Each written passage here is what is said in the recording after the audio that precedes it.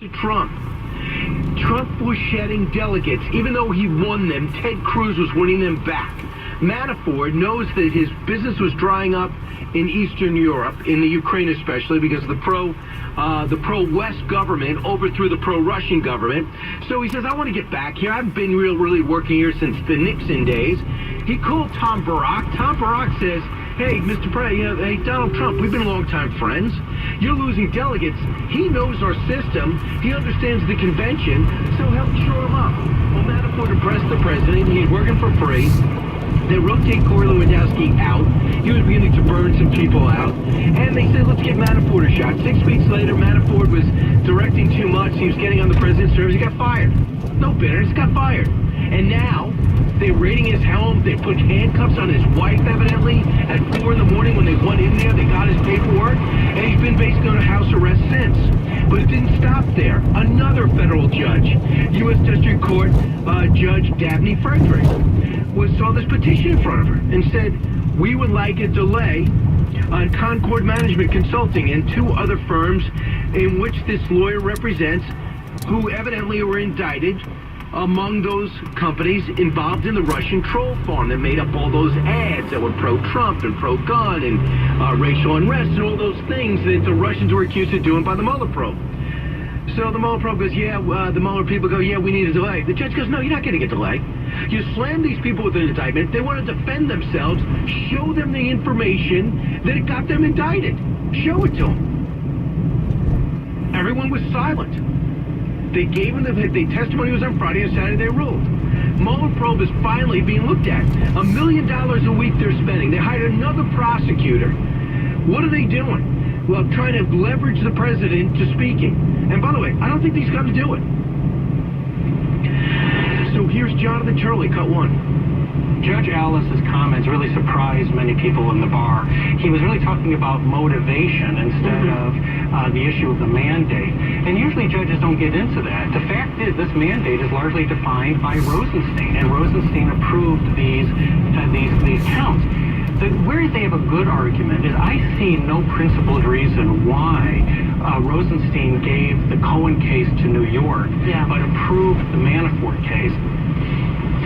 Okay, it's Rosenstein, Jonathan Turley. Jonathan Turley in the Stormy Daniels situation, I'll play a little bit later. I don't know what he was talking about, but he's a constitutional attorney, but he's saying that this could be bad, they can take down the president. Stormy Daniels is not taking down the president. Jason Riley weighed in on This Week with George Stephanopoulos. He also questioned Rudy Giuliani and how he's heard the case.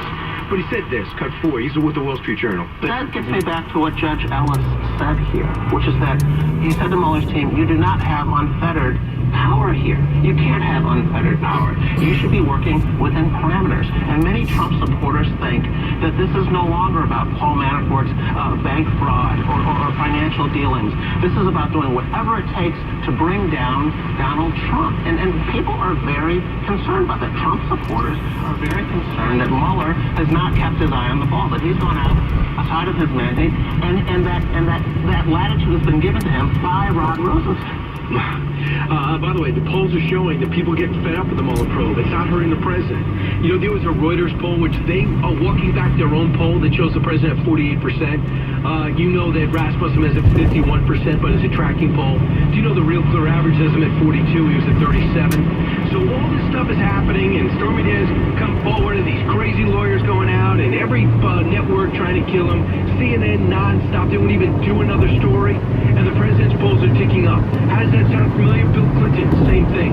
Only Bill Clinton's problems happen in the Oval Office. You're going back to 2006 with Stormy Daniels, who's so hurt by this investigation, she's on SNL on Saturday. By the way, stupid move on her part. How hurt is she with her career? And she's now getting $75,000 in appearance, and she's on SNL now, a porn star. This is unbelievable. And that's the president's to blame, and some real bad tactical decisions by Michael Cohen, followed up by some bad decisions by the president, and then by Rudy Giuliani. What brings me to the next area, which I want to discuss. Is Rudy helping or hurting? I think he's helping in this respect.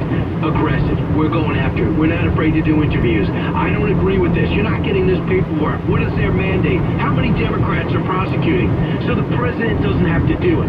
The hope is the president focuses on Iran, North Korea, South Korea, NAFTA, the China trade talks, and not on this. And Rudy can take over. However, this is the problem.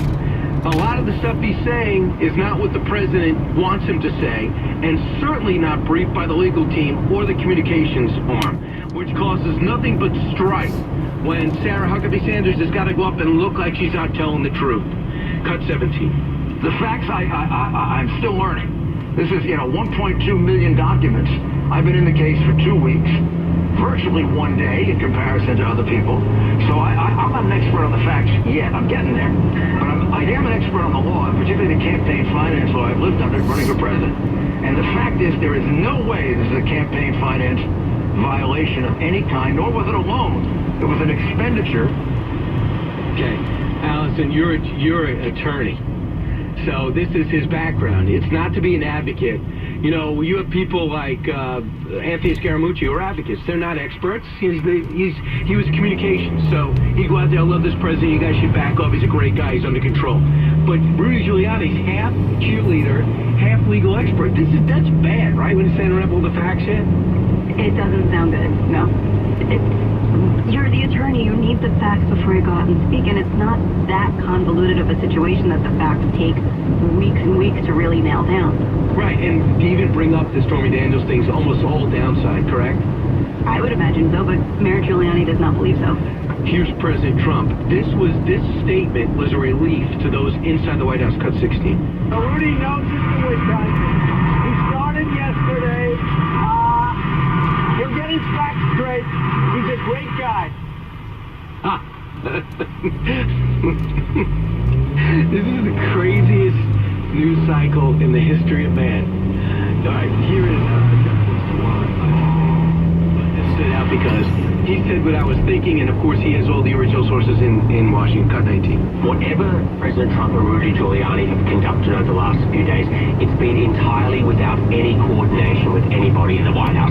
A lot of people in the West Wing were comparing it to the days of Anthony Scaramucci, his 11 days in the White House, where, again, it was sort of this wild ride, watching statements made on TV and not knowing whether there was a grand strategy behind it or not. There were a lot of people who were relieved when they saw President Trump come out and rebuke Rudy Giuliani and suggest that he had to pull him back. There were a lot of people in the West Wing that found that a source of relief. All right, we're going to come back. I'm going to talk to Jonathan Allen at the bottom of the hour, but I'll take your calls next, 1-866-408-7669. We'll bring you the latest from Washington, how this goes. But basically, I think we're going to have to play we're going to play adult politics now. This week is going to be about Gina Haspel. This week is going to be about staying or getting out of the Iranian deal. This week is going to be about North and South Korea, the summit location, and more breaking news on North Korea. They're getting ticked off for saying that we have intimidated them into these talks. But we're going to talk about a location and an agenda. And the South Korean president's coming here on the 22nd, so it'll happen sometime after that. And then, of course, you have the other nominees, 127 waiting to take positions. They just are being delayed by Democrats. We're going to discuss all those things. My hope is we stay out of Stormy Daniels territory. Don't go. Big Monday show, Brian Kilmeade. It's Brian Kilmeade.